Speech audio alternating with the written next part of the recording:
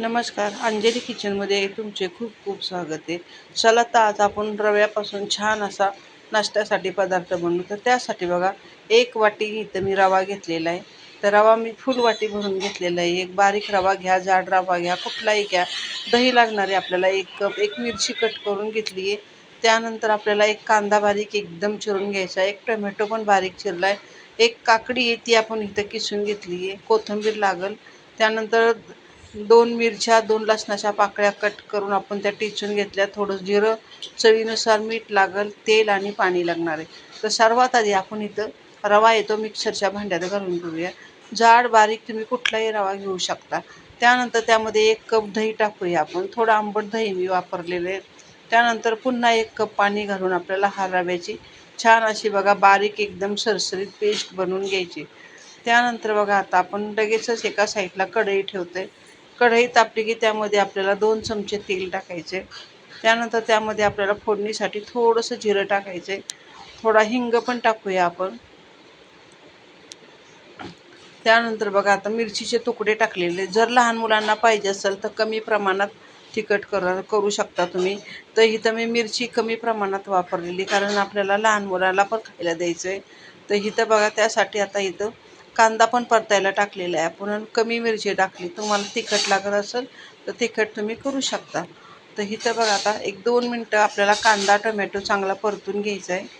तुम्ही कच्चाही टाकू शकता, पण परतून घेतल्याने जास्त चव वाढते. तर 1-2-3 मिनटं आपल्याला कांदा आणि टोमॅटो मिरची परतून घ्यायची. आता इथं बघा गॅस बंद केला आहे मी लगेच आणि इकडे एका साईडला खोलगट भांडे घेतले आपण. त्यामध्ये आपण बारीक केलेला रवा घालून घेऊया. आता इथं बघू शकता. आता हे कांदा टोमॅटो छान परतलेला आहे. गॅस बंद केला आहे. थोडंसं थंड झालेलं आहे आता. आता ह्यामध्ये बाकी साहित्य टाकू. तर सर्वात आधी मी एक किसलेली काकडी टाकली. काकडीने ह्या पदार्थाला खूप अशी छान चव येते. त्यामुळं काकडी जरूर वापरा तुम्ही.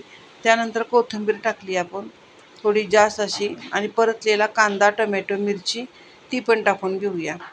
आता सर्व आपलं टाकून झालेलं आहे. आता हे साहित्य व्यवस्थित असं आपल्याला मिक्स करून घ्यायचे.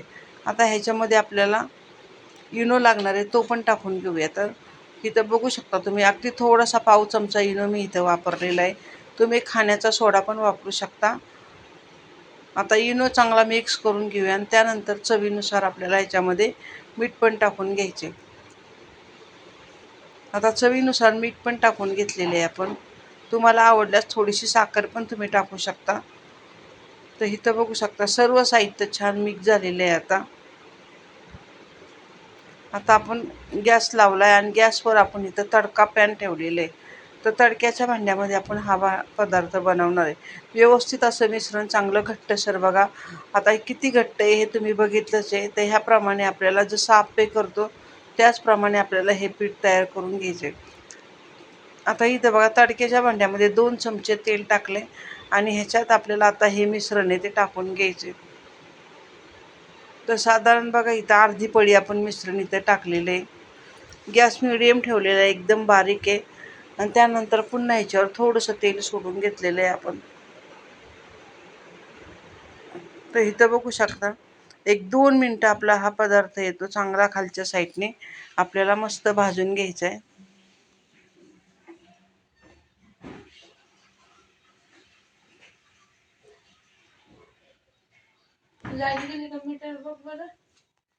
तर इथं बघू शकता तुम्ही व्यवस्थित असं खालच्या साईडने भाजल्यानंतर आपल्याला हे पलटी करायचे.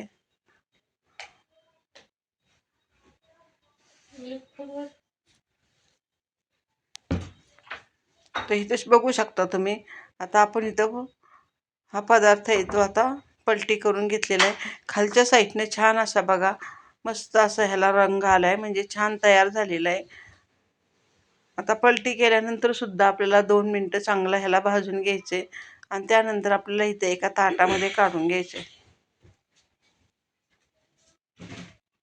तर इथं बघू शकता छान असा रव्या काकडीपासून मस्त असा हा खमंग पदार्थ नाश्त्यासाठी बघा तयार होतो.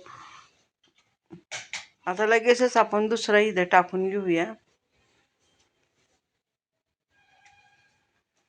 2 चमचे तेल टाकले आणि पुन्हा आपल्याला इथं साधारण एक छोटी पळी भरून यात मिश्रण आपण घालून घेणार आहे. व्यवस्थित असं आपल्याला हे थोडं पसरून घ्यायचं. पुन्हा कढईने छान असं तेल सोडायचं आणि 1-2 मिनटं बघा हे खालच्या साईडने भाजल्यानंतर याला आपण आता पलटे करून घेऊया.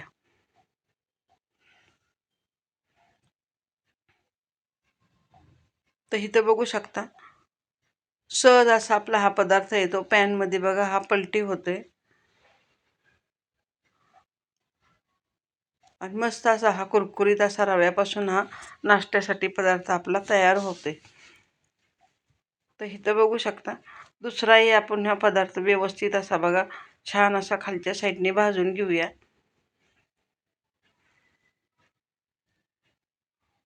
याला जाळी पण खूप सुंदर सुटते. तर इथं बघू शकता. तर अशाच पद्धतीने आपण आता इथं हे सर्व बनवून घेऊया. तर इथं बघू शकता. तर मस्त असं बघा 1 वाटी रव्यामध्ये 3 ते 4 माणसं खातील एवढा हा पदार्थ आपला तयार होतो आणि शिवाय पोटभरीचा पदार्थ हा तयार होतो. ह्यात थोड्याशा तुम्ही आणखीन भाज्या जरी ॲड केल्या तरी करू शकता. इथं बघू शकता सोबत आपण ह्याला सॉस घेतलाय. तुम्ही एखादी इडलीची जी चटणी असते ती तयार करू शकता. तर दिसायलाही छान असा आपला हा पदार्थ झालाय आणि एकदम मऊ लुसलुशीत असा हा पदार्थ आपला तयार झालेला आहे.